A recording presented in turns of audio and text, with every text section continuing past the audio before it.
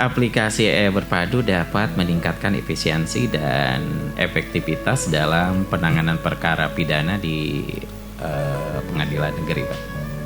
Baik. Bisa misalnya mengajukan izin untuk penggeledahan kantor yang terdiri dari 4 lantai misalnya. Hanya menyebutkan kantor A misalnya. 4 lantainya digeledah semua. Berarti neto itu berkaitan dengan nanti penerapan pasal ya, gitu. Betul. Iya. Untuk 1 gram itu berarti pengguna gitu ya. Di bawah 1 gram. Oh, di bawah 1 gram itu. Iya. Itu.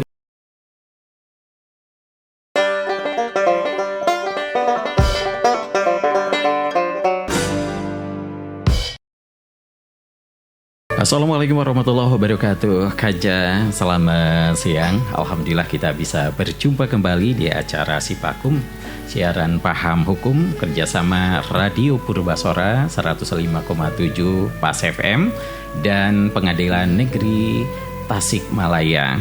Alhamdulillah di studio kami telah hadir narasumber dari salah satu pejabat dari PN tersebut. Nanti akan kami perkenalkan. Dan sekarang talk show atau Sipakum ini masuk edisi Jumat 28 November 2025. Baik Anca, tema yang kami ambil adalah aplikasi e-berpadu penanganan perkara pidana di Pengadilan Negeri Tasikmalaya kelas 1A. Dan saya sapa dulu nih narasumbernya yang sudah siap ya berbagi, mencerahkan, mengedukasi warga khususnya Tasikmalaya dan sekitarnya. Siapa beliau? Langsung saja, beliau adalah R. Agus Mulyana, STSH MH. Beliau adalah Panitera Muda Pidana Pengadilan Negeri Tasikmalaya kelas 1A. Selamat siang Pak Agus ya. Dipanggilnya Pak Agus ya? Agus ya. Selamat siang Pak Agus, apa kabar? Baik, alhamdulillah. Selamat siang juga. Ya, baru pertama ya Pak Agus ya kita jumpa ya, di acara Sipakum ini ya. Betul. Banyak sekali pejabat dari PN, ada hakim ya, ada Panitera Muda Pidana yang lainnya lah ya. Menghadirkan suasana berbeda pula tentunya ya dalam mengedukasi warga Tasikmalaya khususnya di bidang hukum ini. Baik, seperti yang asli dari mana Pak? Kalau asli saya dari Majalengka Pak. Majalengka, ya. Orang Sunda ini Sunda. Pak. Sunda pisan gitu ya. Sudah lama tugas di PN Tasikmalaya? Kebetulan kalau di PN Tasik hampir 2 tahun. Oh udah 2 tahun, tapi baru sekarang nih ketemu dengan saya. Baik bagus. Tadi sudah disampaikan ya, temanya aplikasi e-berpadu penanganan perkara pidana di Pengadilan Negeri Tasikmalaya. Yang saya tanyakan, apa itu aplikasi e-berpadu dan bagaimana aplikasi ini dapat membantu dalam penanganan perkara pidana di Pengadilan Negeri Tasikmalaya ini? Baik Kang Repan, ya. Dan juga Kanca Purbasora semuanya. Jadi aplikasi e-berpadu itu lahir dari salah satu misi Mahkamah Agung, yaitu mewujudkan peradilan yang berbasis teknologi informasi. Nah, pada tahun 2022 itu lahirlah 3 regulasi dari Mahkamah Agung, yaitu Perma 6 tahun 2022 tentang administrasi, kasasi dan PK elektronik, kemudian Perma 7 tahun 2022 juga mengenai administrasi perdata elektronik. Dan untuk aplikasi berpadu ini Perma 8 tahun 2022 yaitu administrasi dan persidangan perkara pidana secara elektronik. Itu.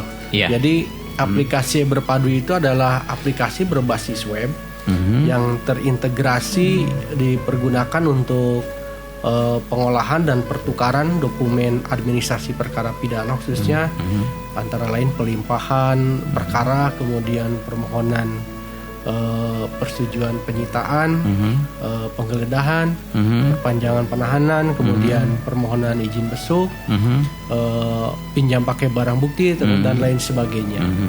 Itu. Iya. Nah, bagaimana proses implementasi aplikasi e-Berpadu di Pengadilan Negeri Tasikmalaya? Dan apa saja sih tantangan yang dihadapinya? Khususnya yang ada di Tasikmalaya nih ya. Ya, betul sekali. Iya. Sebagaimana kita ketahui terhadap satu perubahan yang paling mendasar dalam dunia teknologi informasi, tentunya akan banyak sekali tantangan. Iya ya. Apalagi pasti. Apalagi aplikasi ini terkait dengan instansi dan aparat penegak hukum lainnya, seperti kepolisian, kejaksaan, kemudian lapas itu sendiri, dan para penasihat hukum atau advokat. Itu jadi implementasi di Pengadilan Negeri Tasikmalaya khususnya sejak 2023 itu sudah berjalan, alhamdulillah. Sampai sekarang banyak update atau fitur-fitur yang diperbaharui, dan terakhir sampai penahanan, kemudian di luar yang utama sekarang itu udah penahanan kasasi, dari tingkat kasasi pun sudah tersedia di aplikasi e-Berpadu. Jadi semuanya bisa diakses secara elektronik sekarang oleh penyidik, oleh kejaksaan, oleh lapas yang notabene di sana tempatnya terdakwa ditahan. Jadi kepolisian yang di wilayah hukum Kabupaten Tasik, khususnya mungkin seperti di Cipatujah, di daerah pesisir itu sudah tidak perlu lagi ke pengadilan. Tak perlu ke kota Tasik ya? Iya, apalagi kota Tasik. Untuk yang jauh terutama ini sangat bermanfaat karena mereka tidak perlu lagi datang ke pengadilan untuk mengajukan persetujuan penyitaan, misalnya penggeledahan, penahanan, dan sebagainya.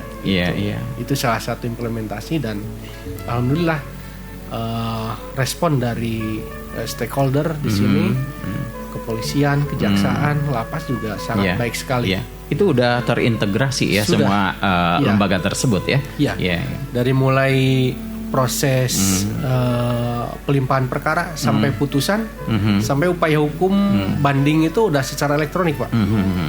Jadi semuanya penyidik, jaksa maupun terdakwa itu sudah bisa memanfaatkan aplikasi ini untuk mengunduh penetapan penahanan misalnya, di sidang, kemudian sampai putusan. Putusan pun sudah bisa di-download di aplikasi ini. Tentunya sudah ditandatangan secara elektronik. Itu.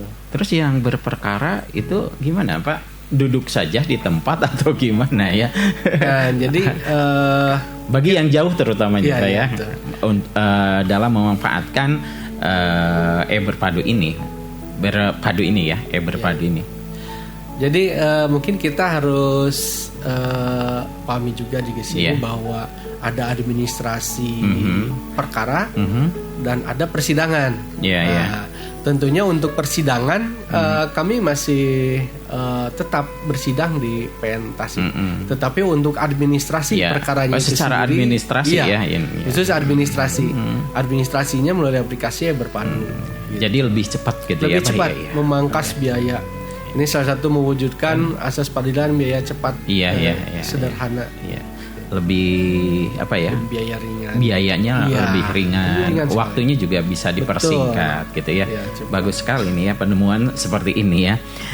Baik, Pak, apa saja nih fitur-fitur yang ada dalam aplikasi e-Berpadu, dan bagaimana fitur-fitur tersebut dapat membantu dalam penanganan perkara pidana ini?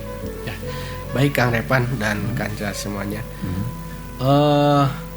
Di dalam aplikasi e-Berpadu ini ada beberapa fitur atau yang dapat dimanfaatkan, yaitu pertama izin penggeledahan atau persetujuan, kemudian juga izin penyitaan, kemudian perpanjangan penahanan, kemudian pelimpahan berkas perkara tentunya, kemudian ada izin besuk tahanan dan izin pinjam pakai barang bukti.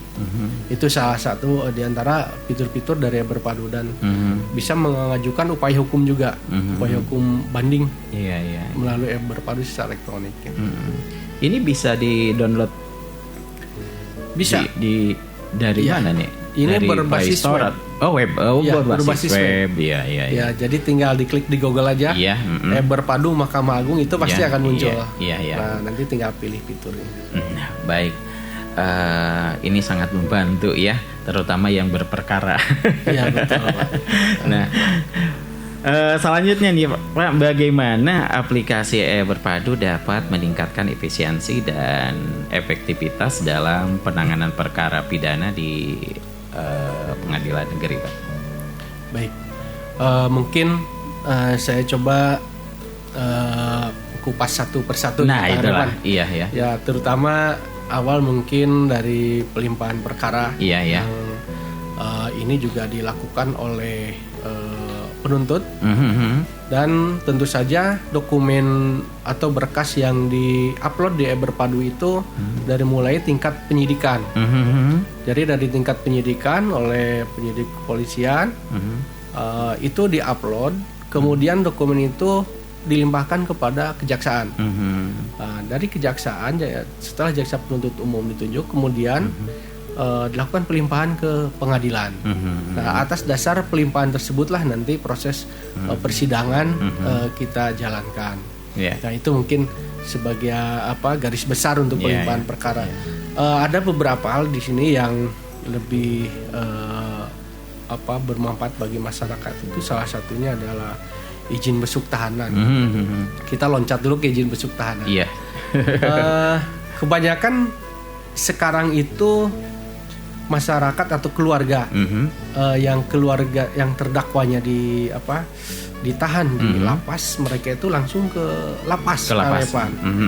Padahal menurut KUHAP dan juknisnya itu adalah di peraturan pemerintah nomor 27 tahun 83 tentang pelaksanaan KUH pidana, yaitu khususnya pasal 20 ayat 1 yang menyatakan bahwa izin kunjungan itu bagi penasihat hukum, keluarga dan lainnya diberikan oleh pejabat yang bertanggung jawab secara yuridis, baik apakah tahanan hakim PN atau tahanan hakim pengadilan tinggi atau tahanan dari hakim agung atau Mahkamah Agung. Dan di sini seharusnya memang masyarakat atau keluarga terdakwa yang akan izin besuk atau besuk kepada keluarganya di lapas, itu harus mengajukan izin dulu ke pengadilan. Nah, melalui aplikasi ini ya? Sekarang sudah bisa melalui aplikasi e-Berpadu. Dan tidak dipungut biaya. Adapun syarat-syaratnya ini tidak susah sebenarnya, asal punya handphone. Handphone sekarang itu kan sudah ada kamera pasti kan? Iya. Sudah ada kamera dan ada pesan WhatsApp. Nah, di situ hanya memerlukan handphone, kemudian scan atau foto KTP, kemudian ada email dan nomor HP aktif pemohon. Kemudian kita mengetahui nomor perkara terdakwa dan nama terdakwa. Itu udah tinggal buka saja tuh di e-Berpadu. Tidak perlu buat akun, karena untuk izin besuk itu masyarakat atau keluarga itu tinggal klik nanti pelayan izin besuk, dimasukkan identitas, kemudian kapan dia akan besuk, kemudian diupload dokumen tadi seperti foto KTP ya, identitas, email dan sebagainya untuk mengetahui nomor perkara dan nama terdakwa bisa diakses di SIPP. SIPP Web PN Tasikmalaya itu sudah bisa diakses di Google. SIPP Web itu kita akan tahu berapa nomor perkara dari terdakwa, kemudian nama terdakwa lengkapnya siapa. Nah, nanti setelah diupload dia Berpadu, kami akan verifikasi di pengadilan, khususnya di bagian pidana akan verifikasi, dan nanti akan diberikan izin. Apabila majelis hakim memberikan izin, berarti nanti ada penetapan penetapan untuk izin besuk yang akan diupload di e-Berpadu, dan masyarakat udah tinggal download aja di HP.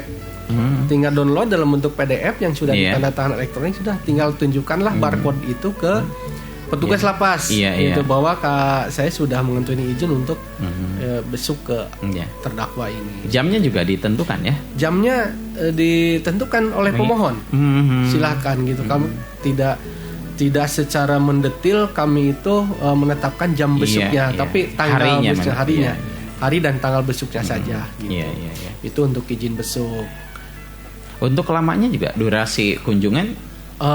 Biasanya ditentukan tanggal dan hari yang sudah dimohonkan oleh pemohon. Gitu. Jadi hanya untuk dipakai untuk satu kali kunjungan. Betul. Penetapan izin besuk tersebut. Gitu. Kemudian juga untuk pinjam pakai barang bukti, kenapa saya kupas dulu nih yang bersentuhan dengan masyarakat dulu soalnya gitu.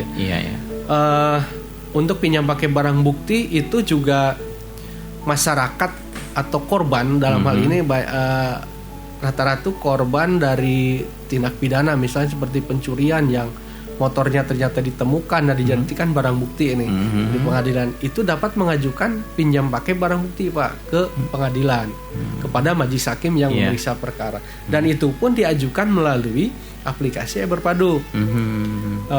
Tentunya dengan seperti tadi persyaratan itu harus ada foto KTP, kemudian email, kemudian nah di sini bedanya ada scan atau foto dokumen kepemilikan kendaraan.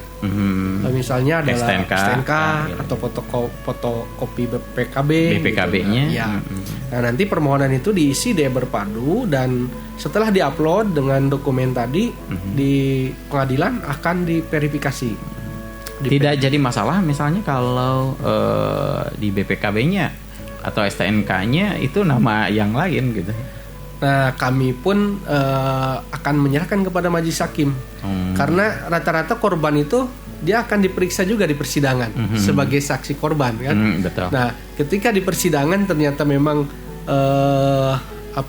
si saksi ini dapat menunjukkan bahwa itu adalah miliknya atas barang bukti tersebut, maka majelis hakim juga akan mengabulkan, walaupun itu banyak sekali kan kita yang punya kendaraan misalnya tidak atas nama kita sendiri, kita pembeli kedua, itu tidak menghalangi kendaraan second lah gitu second, karena nanti majelis hakim yang akan menilai saksi ini apa benar-benar pemiliknya atau bukan, gitu, seperti itu. Baik, masih banyak pertanyaan yang akan kami sampaikan nih Pak Agus ya, terkait dengan tema yang kita ambil, yaitu e-Berpadu ini ya. Penanganan perkara pidana di Pengadilan Negeri Tasikmalaya. Namun kita rehat sejenak ya untuk menikmati lagu berikut ini. Baik Anca, tetaplah bersama Radio Purbasora 105,7 Pas FM, Pas informasinya. 105,7 Radio Purbasora Pas FM, Pas informasinya. Masih di Talkshow Sipakum, siaran paham hukum kerjasama Radio Purbasora 105,7 Pas FM dengan Pengadilan Negeri Tasikmalaya. Dan tema kali ini mengenai aplikasi e-Berpadu penanganan perkara pidana di Pengadilan Negeri Tasikmalaya. Baik, bagus. Kita lanjut ya. Setelahnya tadi kita nyantai-nyantai sebentar ya.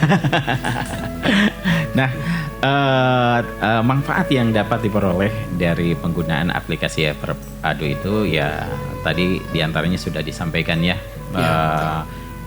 biaya, waktu ya lebih efisien lagi gitu ya. Nah sekarang balik ke penanganan itu sendiri ya, seperti penggeledahan gitu ya, dan lain penyidikan dan lain sebagainya. Gimana nih Pak? Baik Kang Repan dan Kanca semua. Fitur dari e-Berpadu itu selain dari izin besuk dan pinjam pakai barang bukti yang berhubungan langsung dengan masyarakat, ini ada terkait dengan stakeholder yaitu kepolisian.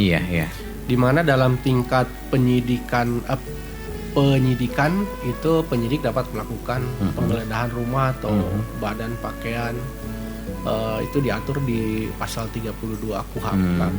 Iya, iya. Dan di dalam penggeledahan ini ada dua hal yang berbeda, yaitu satu, penyidik bisa mengajukan izin penggeledahan, itu diatur di pasal 33 KUHP. Kemudian ada persetujuan. Nah, persetujuan penggeledahan itu diatur di pasal 34 KUHP.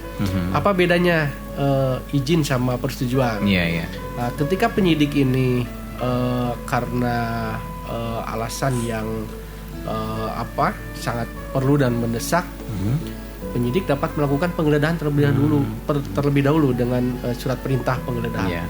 Nah, setelah itu baru dilaporkan kepada ketua pengadilan negeri setempat. Di sana diatur juga bahwa untuk persetujuan penggeledahan itu segera itu maknai dalam ditafsirkan dalam putusan MK nomor 3 tahun 2013 itu tidak lebih dari 7 hari. Jadi penyidik itu punya waktu 7 hari setelah melakukan penggeledahan untuk melaporkan atau mendapatkan penetapan persetujuan penggeledahan terhadap badan pakaian maupun rumah itu sendiri. Dan seiring berjalannya waktu, banyak regulasi yang terkait penggeledahan. Salah satunya itu diatur di Mahkamah Agung, yaitu dengan surat edaran Mahkamah Agung nomor 3 tahun 2023, di mana untuk izin penggeledahan terhadap gedung, kantor, instansi atau lembaga yang dilakukan oleh penyidik itu harus menyebutkan tempat atau ruang secara rinci yang secara khusus dilakukan, yang hendak dilakukan penggeledahan. Jadi tidak bisa misalnya mengajukan izin untuk penggeledahan kantor yang terdiri dari 4 lantai misalnya. Hanya menyebutkan kantor A misalnya. 4 lantainya digeledah semua. Oh, gitu. Tapi harus secara spesifik. Lantai pertama, lantai kedua pertama itu ruangan apa harus ada juklaknya ya, ada iya, jadi ada regulasinya seperti itu. Itu untuk penggeledahan. Kemudian juga di samping penggeledahan tentu ada barang nih yang ditemukan, misalnya barang bukti yang terkait dengan perkara yang sedang dilakukan penyidikan. Itu diajukan dengan penyitaan. Nah, penyitaan juga sama seperti penggeledahan dilakukan melalui aplikasi berpadu. Jadi penyidik juga tidak perlu ke pengadilan. Mereka cukup mengupload di kantor, di instansi masing-masing, dan kita verifikasi. Setelah itu juga kita keluarkan penetapan dan mereka sudah tinggal download. Setelah penetapan itu ditandatangan secara elektronik. Kekuatan hukumnya sama dengan tanda tangan bas. Nah, kemudian untuk penyitaan itu diatur di pasal 38 KUHP, di mana penyidik dapat melakukan penyitaan terhadap barang bukti yang ditemukan yang terkait dengan perkara yang sedang disidiknya. Nah, di sini juga sama, ada izin, ada persetujuan di ayat 1 dan ayat 2. Izinnya seperti tadi, apabila dalam keadaan mendesak nih dan perlu, maka dilakukan penyitaan dulu dengan surat perintah penyitaan tentunya. Surat perintah yang dikeluarkan oleh Pak Ketua kepolisian, instansi kepolisiannya masih di tahap polisi. Nah, setelah dilakukan penyitaan itu tidak lebih dari 7 hari sebenarnya. Itu harus segera dilaporkan ke ketua pengadilan untuk ditetapkan mendapatkan penetapan penyitaan. Nah, kemudian untuk persetujuan berarti kategorinya tadi setelah dilakukan penyitaan dulu baru diajukan ke pengadilan. Nah, ada yang izin sebelum dilakukan penyitaan untuk perkara-perkara tertentu yang memang seperti tindak pidana korupsi biasanya itu sudah bisa diprediksi nih untuk penyitaan terhadap barang bukti ini. Nah, itu dilakukan permohonan izin dulu biasanya, izin penyitaan, baru setelah ada dari ketua pengadilan mereka bisa menyita. Berbedanya itu.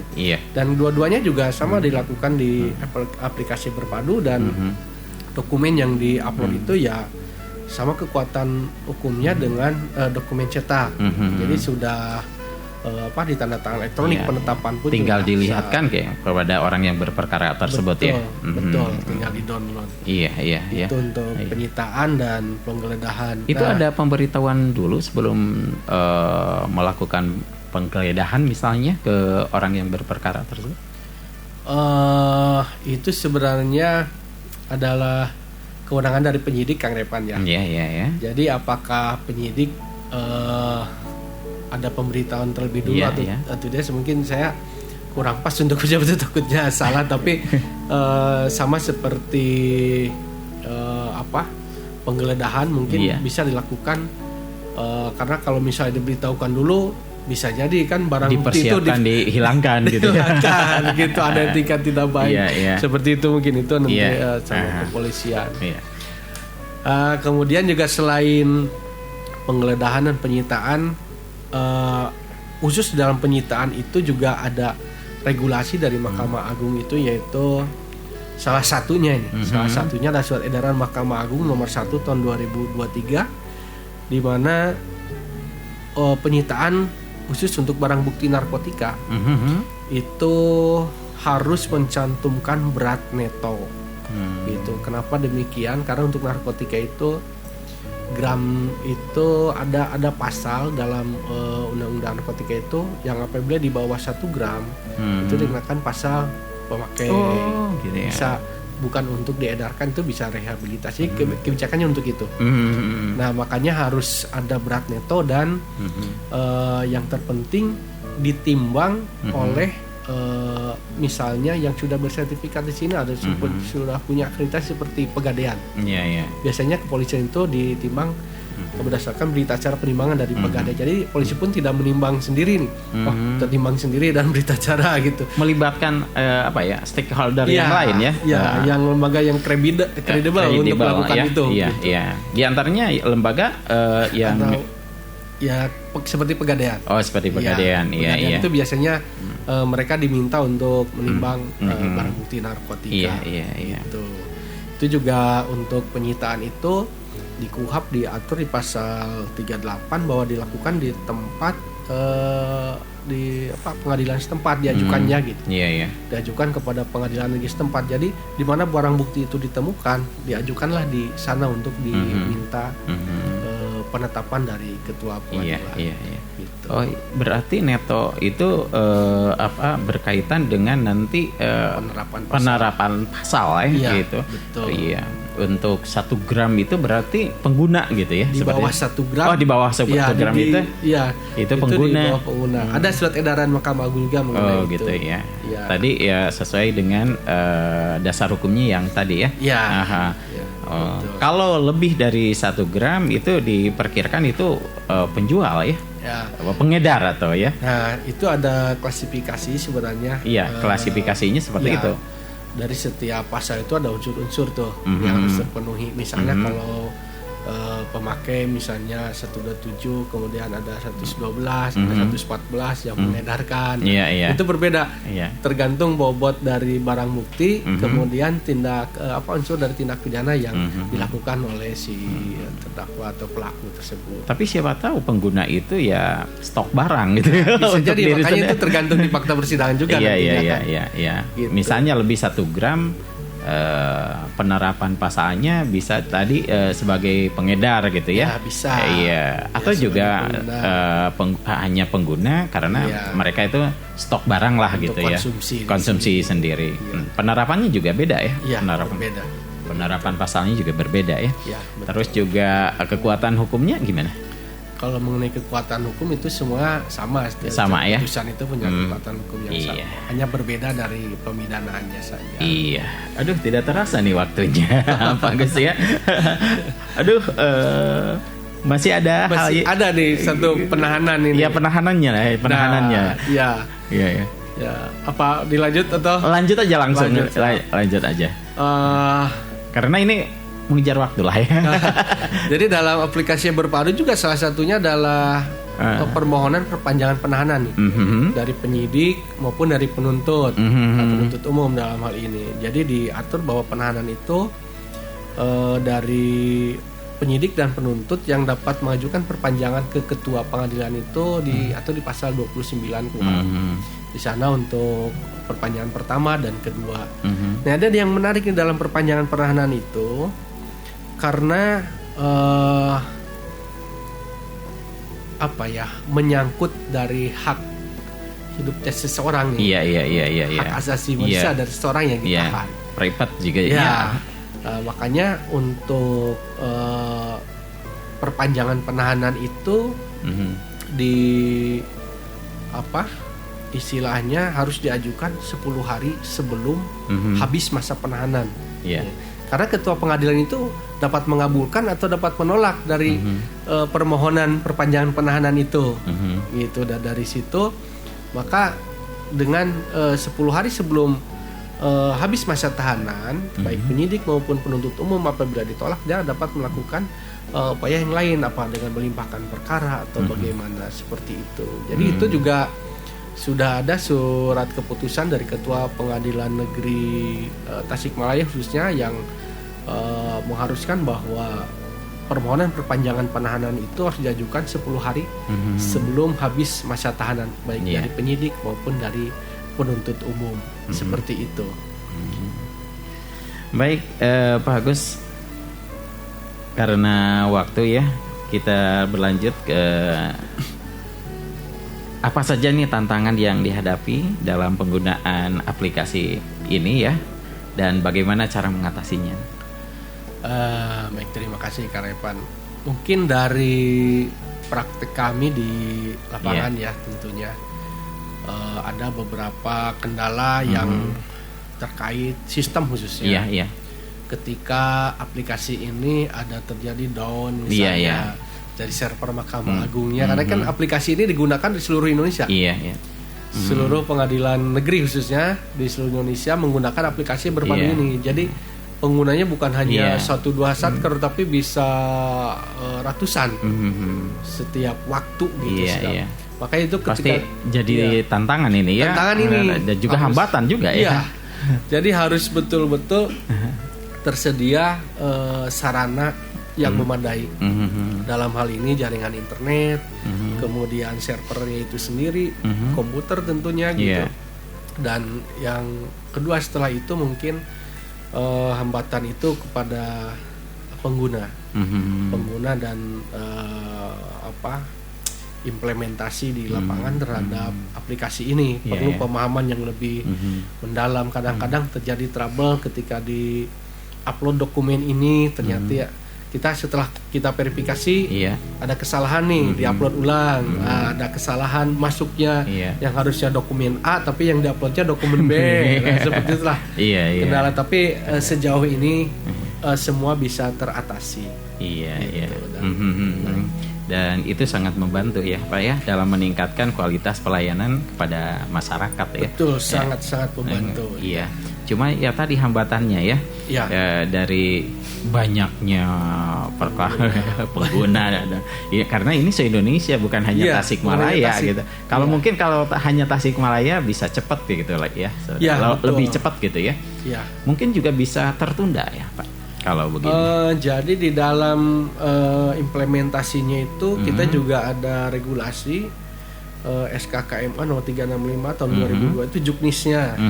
Juknis dari Perma 8 2022. Ketika terjadi kendala, trouble, itu ada mekanisme apakah karena untuk permohonan misalnya nih, contoh permohonan yang diajukan di atas jam 3, itu otomatis kita akan proses verifikasi hari besoknya. Nah, seperti itu. Ketika di bawah jam 3 hari itu kita harus proses. Misalnya penetapan itu harus kita keluarkan dari itu. Nah, apabila terjadi kendala, nah itu bisa dilaksanakan kalau memang urgent bisa dilakukan dengan media saluran elektronik lainnya. Gitu. Jadi ada alternatif yang lain ya. Tidak terhambat stuck di situ. Kalau terjadi ini ada mekanisme yang lain. Tidak stuck di aplikasi tersebut. Kemudian terdakwa keluar nih gitu, nggak bisa jangan sampai keluar. Iya betul. Enak dong ya. Karena sudah diatur. Baik. Ada pertanyaannya dari pendengar Radio Purbasora ya. Assalamualaikum warahmatullahi wabarakatuh. Siang, AA boleh nanya nggak?